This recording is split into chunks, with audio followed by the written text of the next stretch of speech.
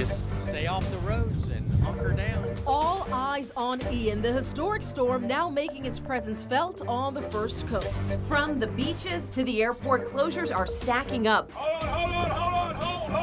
on, what you got? Both locally and across the state. Rescue efforts are ongoing overnight and into the morning hours. We are on your side, riding the storm out with you. You're watching Good Morning Jacksonville's extended coverage of Ian. And welcome in. You're watching Good Morning Jacksonville on this Thursday morning, September 29th, as we continue to track Ian. I'm Keitha Nelson. And I'm Katie Jeffries. Thank you so much for joining us for this extended coverage. And we want to give you a look at some of the very latest video of Ian's impacts across the First Coast and across the state. So this is a look at some of the wind and rain outside of the First Coast News studios in downtown Jacksonville. You see TIAA Bank Field there in the distance. In our parking lot, at least, you're just seeing some tree debris. Thankfully, no large limbs or anything like that, but some tree debris down. And at least, thankfully, at this point, Keitha, we're not seeing any parking lot flooding. Thankfully, because we've been there, right? Been there, done that. And take a look at this. This is video of the sailboat that we've been showing you since about 5:30 this morning. On your sides, Lewis Turner saw when it got loose in the river in downtown St. Augustine. Now, the mast has been snapped off, but Coast Guard crews were able to get it secured once again so it wouldn't fly into anything, bump into any other boats, or even the Bridge of Lions. And look at this home. This is in the Davis Shores area of St. Augustine. A railing coming off of the top floor of that home from the strong winds from Tropical Storm Ian. Of course, Davis Shores, an area also prone to flooding. So something we've watched in that area closely as well. Folks, we are on your side with live team coverage on every angle of Ian's impact across our First Coast. First, though, we want to check in with meteorologist Mike Prangley before getting to our team for a look at our forecast. We're talking about Ian. Mike, I know you like to look ahead, yes, and you like to be optimistic about things. I do. Things are looking good for us overall. Certain flooding, right, but overall. This doesn't mean we go party and ride around. This is a time to stay inside, stay with us today. We've got these nasty winds, but let's compare it to Irma. I don't think we're going to see the storm surge we saw in San Marco, not even close, and St. Augustine as well. I know everybody's on edge with that high tide coming at noon, and what Lou Turner is showing you is, yes, the water rising, but we're not seeing the levels we saw with Irma at this time, so we'll keep checking in with Lou. And then areas of Amelia Island, and we're watching, of course, our friends in southeast Georgia, St. Simons Island. Again, the water levels will be much lower than we saw with previous tropical systems. So we're keeping an optimistic view and staying smart and keeping you updated. That's what it's about. So Robert Spade, I said, can we zoom in on some of these wind gusts? All right, and thank you, Robert, for calling this up. We've had some 43-mile-per-hour wind gusts toward Jacksonville Naval Air Station, and of course Destiny McKeever. She was out in San Marco, and San Marco's looking pretty good, right? By the beautiful lions and the lion statues, and new murals out there. Didn't look like too many problems. So breathing a sigh of relief so far in San Marco, but we still have that high tide coming up in the next 3 to 4 hours, but not expected to be as bad. Wind gusts there about 40 miles per hour, and the big difference this time around is we're not getting that widespread heavy rain like with Irma, where we saw 12 to 20 inches of rain. These areas may end up with less than 2 inches of rain, and that makes a big difference. Okay, we're still going to get this tidal surge and unusually high waters in this area, but I think without that widespread heavy rainfall, that's really helping us out. But that wind we're watching, because that's whipping in the problems with the surge, and I think most of the problems with the surge will be from St. Augustine southward along the coast. That's St. Augustine southward, but again, not as bad as what we've seen, not close to Irma.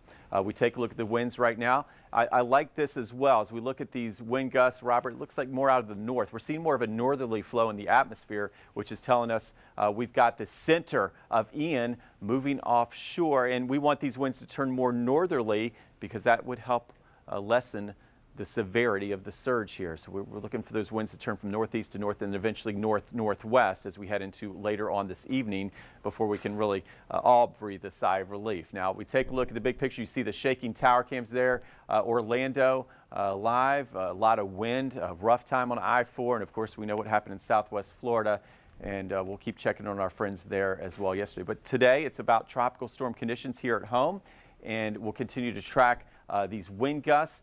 You see we're tracking the heavy rain from Ian, and the heaviest rain again along the St. Johns County line, mainly from I-95 east St. Augustine to Palm Coast in Flagler County. Latest track, we've got an update coming in about an hour, a little bit over an hour, and you can see we got 65-mile-per-hour winds with Ian. That's sustained with some higher gusts. That latest advisory at 8 a.m. and it's about 100.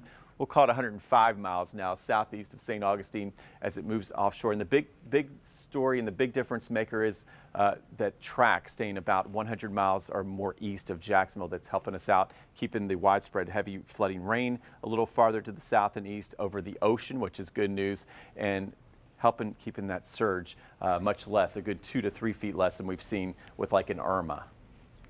Mike, I want to talk with you briefly because we just heard from Governor Ron DeSantis talking about the rescue efforts that are underway at the barrier islands. Let's talk about the difference in the storm, what we saw in Southwest Florida as opposed to what we're dealing with up here on the First Coast. Yeah, the storm, unfortunately, was a monster as it went into Southwest Florida. We're talking about a historic hurricane. That's an area that's been hit with like 16 hurricanes, major hurricanes here in the last 60 years, so a large number. But this one, out of all of those, it was near the top of the list, unfortunately. So I wanted more information. I was listening. I wanted to make sure everybody's safe, but it looks like it's going to take some time before we can check on everybody. That's how bad it was. We had a Category 4, just 2 miles per hour, 2 miles per hour away from a Category 5 hurricane that just hit Southwest Florida near the Fort Myers area. So very serious, but what happened is as it moved inland, okay, the land helped tear it apart. It kind of had a slow movement. That slow movement over land helped us because it weakened it, so to speak. And instead of a hurricane conditions here at home, we're ended up with these tropical storm force gusts and these bands of rain, so to speak. So a big difference between what we saw in Southwest Florida and here in Northeast Florida due to the land interaction. And one other thing, if you go outside, it's actually a little cool out. It's that cool, dry air, a cold front came through our area a few days before this hurricane got cranked, and that helped keep the track a little farther south. It helped us, of course, but not our friends down in Southwest Florida.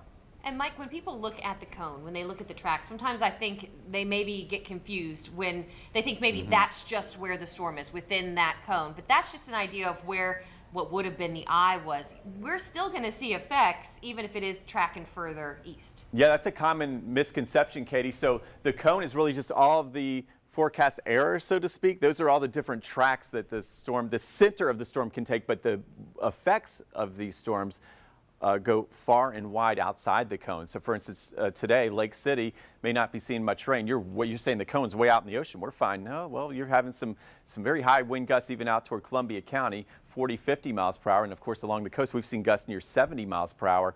And notice, Jacksonville Beach is not officially in that cone as well. But that's a great point that you don't look for the cone for impacts. Okay, we're just looking for the cone, just to give you an idea where the center of the storm is. And as we know, these tropical systems many times are several hundred miles wide, and that's why we're going to stay put today and keep people safe. Thanks for that. The impacts, no doubt, are far-reaching. We saw what's going on in San Marco, not much right now, but you take us to the ancient city.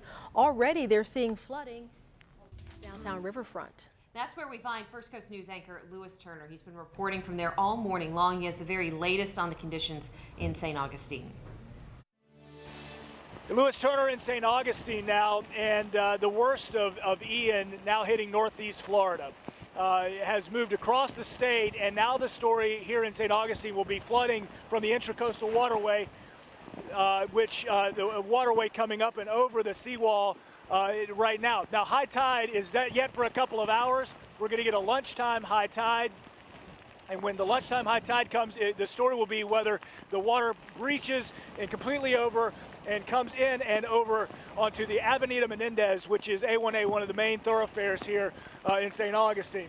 Absolute power. We had about 1.5 feet of water, the 2 feet standing on the roads. Now, so strong, this sailboat had been moored in the middle of the Intracoastal, has ripped from its moorings, lost its mast, and is now secured up against the seawall so it does not run into the main bridge over the Intracoastal Waterway here, that is the Bridge of Lions.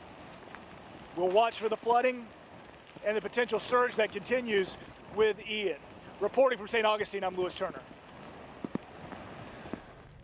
Now, moments ago, emergency leaders in Clay County did give an update on their response to Ian. Let's get right out to On Your Side's Leah Shields. She joins us with a look at what they had to say. Leah.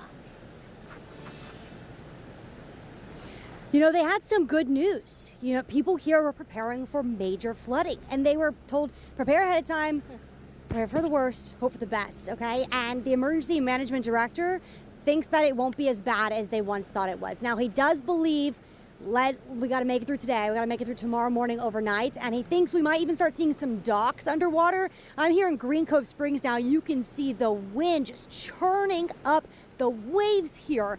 This is right by the Sheriff's Office Marine Team office. And we are looking at this dock out here, not underwater, not yet, but sure is close right there. So they think that we're going to start seeing some docks underwater, but they don't believe that we're going to see that major flooding out of Black Creek that they once planned for. But here's what he has to say. This is John Ward, the Director of Emergency Management in Clay County. We could see some potential ponding in the roadways, but it appears at this time that the concerns for Black Creek flooding, those type things, are not going to come to fruition. One thing I do want to tell our residents to keep very close eye on through the day is we're going to still see a surge up the St. Johns River into Doctors Lake and also the main body of the Black Creek. He said water levels are already high. They're already above what they're used to with astronomical tide. So, of course, be wary of the high tide that's coming. I really want to show you this, though. We're talking about power lines down, trees down, right? They said they've seen that in Clay County. I know we have about 7,000 people without power. We're seeing just some branches, small branches like these, kind of strewn across, really just making it a messy look in most of the areas. But we haven't seen anything too major. But again, we do know, according to Clay Electric's outage map, that there are about 7,000 people without power, that we have seen the crews on the side of the road working on the power line. So that is good news for you all in Clay County. In Green Cove Springs, Leah Shields, First Coast News, on your side. Leah, that is great news that they're thinking that you're not going to see that major flooding along Black Creek. We know some